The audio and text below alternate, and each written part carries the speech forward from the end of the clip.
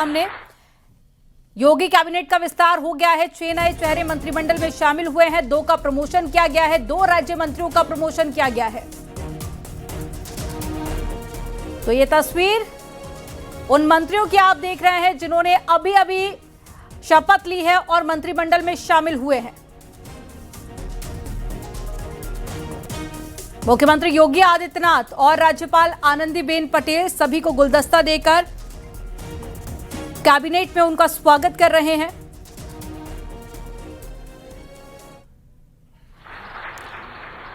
तो तस्वीरें आप देख रहे हैं, लगातार ये तस्वीरें आपके सामने।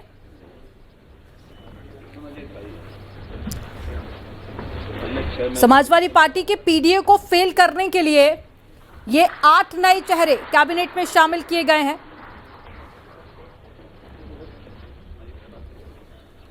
जिनमें मनोज पांडे, अजीत पाल, सोमेंद्र तोमर, कृष्णा पासवान, इन सभी मंत्रियों ने शपथ ली है। तो सोमेंद्र तोमर जो कि एक बड़ा चेहरा माने जाते हैं वेस्ट यूपी का, तो हर एक समीकरण को साध कर ये बड़ा फैसला लिया गया है। इससे पहले 54 मंत्री थे, लेकिन 6 की जगह खाली है, जिनको अब भर दिया गया है और अब योगी कैबिनेट पूरा हो चुका है।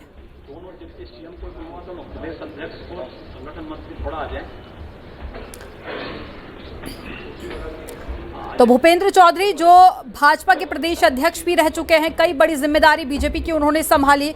इसके अलावा मनोज पांडे जो तीसरी बार रायबरेली की ऊंचाहार सीट से विधायक भी बने थे, 2012 में पहली बार विधायक बने। एक लंबा उनका अनुभव रहा है जिसे अब 2027 में भी भुनाने की बीजेपी कोशिश करेगी। इसके अलावा कृष्णा पासवान जो 2007 में पहली बार फतेहपुर की किशुनपुर सीट से जीतकर विधायक बनी थी और उसके बाद में लगातार उन्होंने कई सारे इलेक्शन जीते। आप देखिए ये फोटो सेशन हो रहा है, फोटो सेशन की ये तस्वीरें आप देख रहे हैं।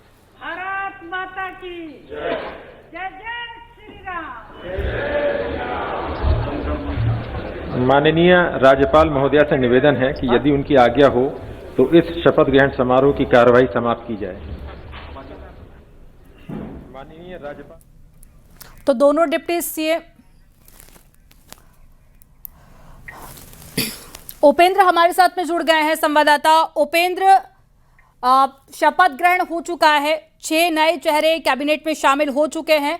हर एक समीकरण को साधने की जो कोशिश की गई है 2027 के लिहाज से, अब देखना होगा कि वो आगे जाके कितना ज्यादा धरातल पर काम करती है। बिल्कुल, देखिए ये नई जो टीम में कुछ नए सदस्य जुड़े हैं योगी मंत्रिमंडल में, ये टीम आगे चुनाव में कितना कारगर होगी। लेकिन एक बात तो साफ है कि जिस तरीके से सबका साथ सबका विकास के तहत ये चेहरे जोड़े गए हैं, चाहे वाराणसी से बात कर लें हंसराज विश्वकर्मा की, तो अति पिछड़ी जाति लोहार जाति से आते हैं। इसके अलावा कृष्णा पासवान, इसके अलावा अगर आप अलीगढ़ से देख लीजिए, खैर से दिल्ली को, तो उनको भी आप देखिए कि वो हरिजन उससे आते हैं, वाल्मीकि समाज से आते हैं। तो कहने का मतलब सभी इस पूरे गुलदस्ते को सजाया गया है और 2027 का चुनाव केंद्र में है और देखना होगा कि ये जो नए चेहरे हैं ये पार्टी को जमीनी स्तर पर कितना मजबूत बनाते हैं। फिलहाल चूंकि मंत्री बने हैं वाराणसी से हंसराज विश्वकर्मा, 3 बार से लगातार जिलाध्यक्ष हैं और अब फिर एमएलसी और मंत्री, कितना उत्साह बढ़ गया। वाराणसी में अब 4 मंत्री हो गए हैं। देखिए ये बनारस का सौभाग्य है और बाबा विश्वनाथ की नगरी है और यहाँ जब यहाँ से प्रधानमंत्री हमारे हैं तो हंसराज विश्वकर्मा जी बहुत सरल और बहुत सुलझे और ये 3 मतलब 10 साल से ये यहाँ जिलाध्यक्ष हैं। कोई क्या कहते हैं कि घर पहुँच जाए, सम्मान दे के बात करना, सम्मान से काम करना। अरे बिल्कुल समझ। और भी तो का हो माहौल नमस्कार। तो हंसराज जी बनगन हुआ का कहिबा देखा तो मजा आ गलो, कोई दरवाजा न वही काशी बनारस का। ये देखा काशी बनारस नेतृत्व करने का क्षमता रखला, और हम लोग बहुत सौभाग्यशाली कि वो हमारे बड़ा भैया हुआ, उससे बड़ा भैया हम लोग का सांसद, हम लोग का प्रभु राम स्वरूप माननीय मोदी जी, और उससे नीचे हमारे प्रदेश के महाराज जी, उन सब का आशीर्वाद हो कि बाबा भोलेनाथ का आशीर्वाद मिला लो। आज हमारे जमीन से जुड़ल हुआ आदमी हमारे जिला अध्यक्ष। कितना बड़ा उत्साह, 4 मंत्री हो गए वाराणसी से। क्या लगता है उत्तर प्रदेश चुनाव में भाजपा को मजबूती मिलेगी? ये चेहरे भाजपा को मजबूत कर पाएंगे जमीन पर?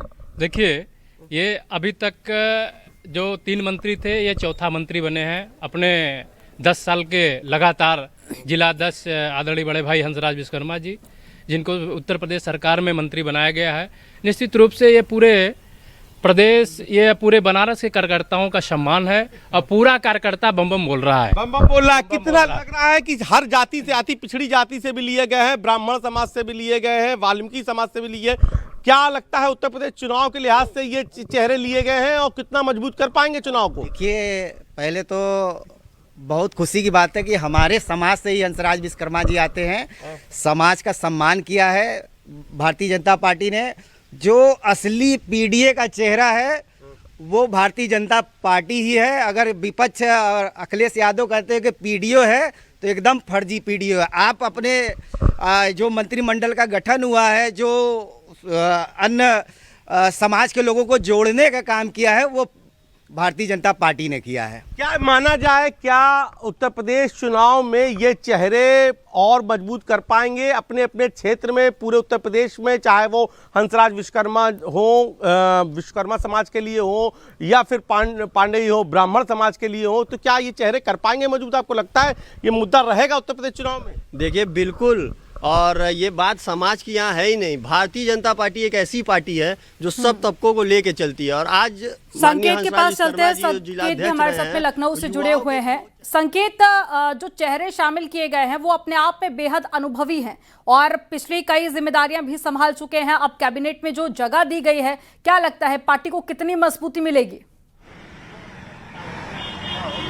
बिल्कुल, देखिए, जिस तरीके से भारतीय जनता पार्टी ने आगामी जो विधानसभा चुनाव है उसको ध्यान में रखते हुए उन चुनाव के कुछ महीने पहले ही ये मंत्रिमंडल का आज विस्तार किया है, और इसमें जो 6 नए चेहरे मंत्री बनाए गए हैं, इसके अलावा 2 का प्रमोशन किया गया है।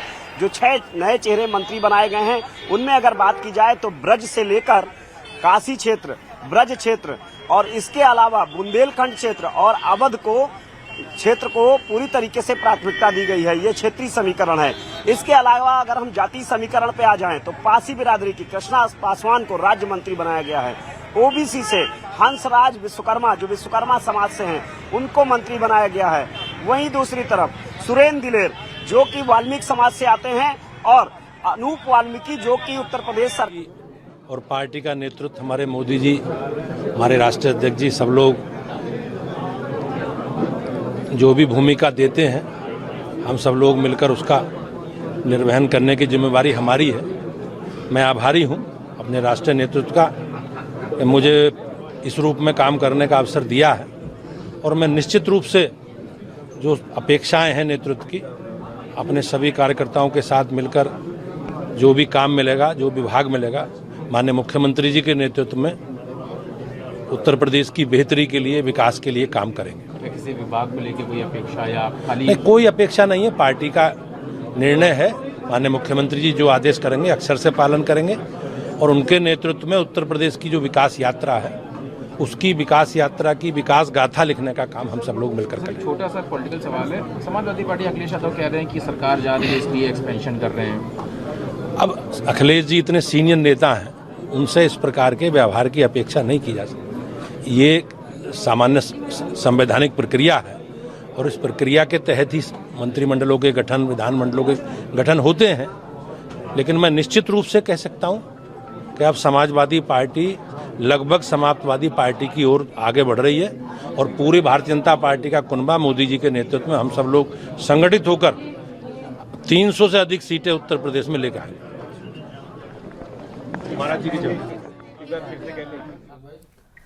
तो बिल्कुल, देखिए, अलाउद्दीन भी हमारे साथ में जुड़े हुए हैं। अलाउद्दीन, भूपेंद्र चौधरी ने शपथ लेने के बाद ही सीधा जिम्मेदारी आपको मिल रही है सरकार? नहीं, मैं आभार प्रकट करूंगा माननीय प्रधानमंत्री जी का, विशेष रूप से माननीय गृह मंत्री जी का, माननीय मुख्यमंत्री जी का और अपनी पार्टी का कि जिसने एक नई जिम्मेदारी और ये मौका हमें दिया है।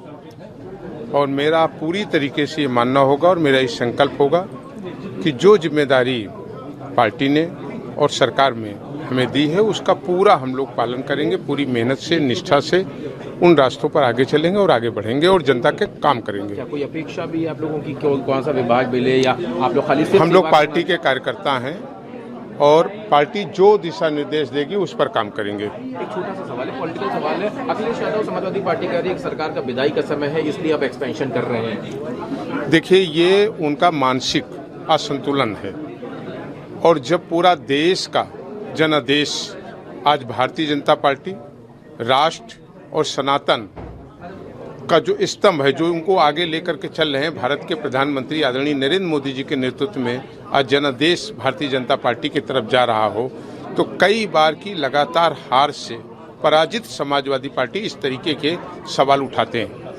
आप लोग बाद में माननीय मुख्यमंत्री जी और ठीक है नहीं